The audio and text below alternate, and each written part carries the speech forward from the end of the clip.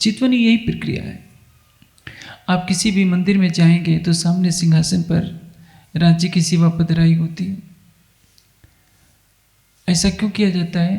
क्योंकि हर कोई इस तथ्य को नहीं जानता कि दिल में मंदिर है, क्योंकि आंखें बाहर के दृश्यों को देखती है। मंदिर में जाते हैं, सब इकट्ठे होते हैं, कुछ इसी बहाने ज्ञान चर्चा होती है, जैसे आप सब इकट्ठे होकर ज्ञान चर्चा सुन रहे हैं। यदि इस कार्यक्रम का आयोजन नहीं होता तो आप चर्चा से वंचित रह जाते।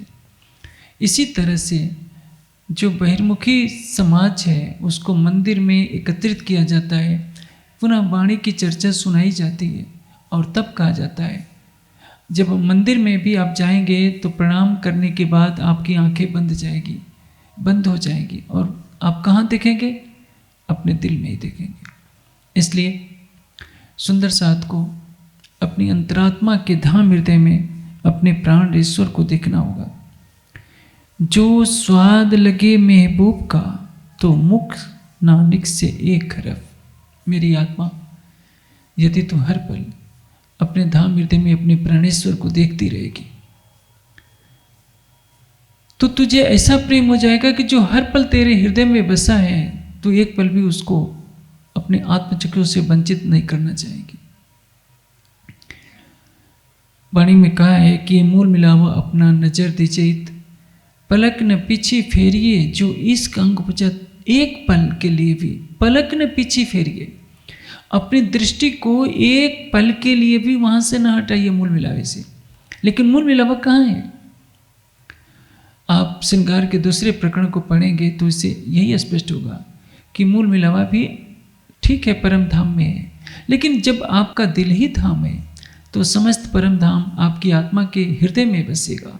मूल मिलावा भी आपके हृदय में बसेगा, युगल स्वरूप भी आपके हृदय में बसेंगे। देखने में, सुनने में ये बातें बहुत हल्की लग रही है, लेकिन सारी जागने का सार यही है जो परम धाम में भी हमें नहीं मालूम था। जो बड़े बड़े संसार में भक्त हुए हैं, अब चैतन्य महाप्रभु को देखिए, उन्हीं का अनुयायी ये इस्कान वाले हैं।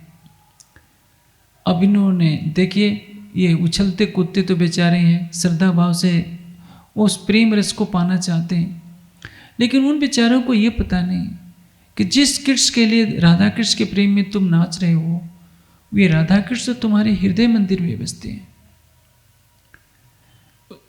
इस्कान में न जाने कितने पढ़े लिखे युवा अपना सब कुछ जीवन छोड़कर, अपनी सर्विस छोड़कर, लाखों का मासिक का वेतन छोड़कर उसमें जा रहे हैं, लेकिन यह तत्व ज्ञान तो उनके पास नहीं है। जरूर वो गीता पढ़ते हैं, लेकिन उनको कौन बताएगा कि केवल उछलना कूदना नृत्य ही प्रेम नहीं है, प्रेम है, उसमें डूब जाना भी प्रेम है। जो कि मुख बोले नहीं, नैने दे तो रोए रोए। जब आत्मा अपने धाम हृदय में अपने प्राणेश्वर को देखती है तो अपना सब कुछ उस पर लुटा देती है। प्रेम का मार्ग यही कहलाता है। हम सुंदर साथ के पास तो परम धाम का अलौकिक ज्ञान है, उस ज्ञान को हम 400 साल से प्रचारित करने का प्रयास कर रहे हैं, लेकिन दुर्भाग्य यह भी है कि जितना प्रयास हमें करना चाहिए था उतना प्रयास हमारे समाज ने नहीं किया।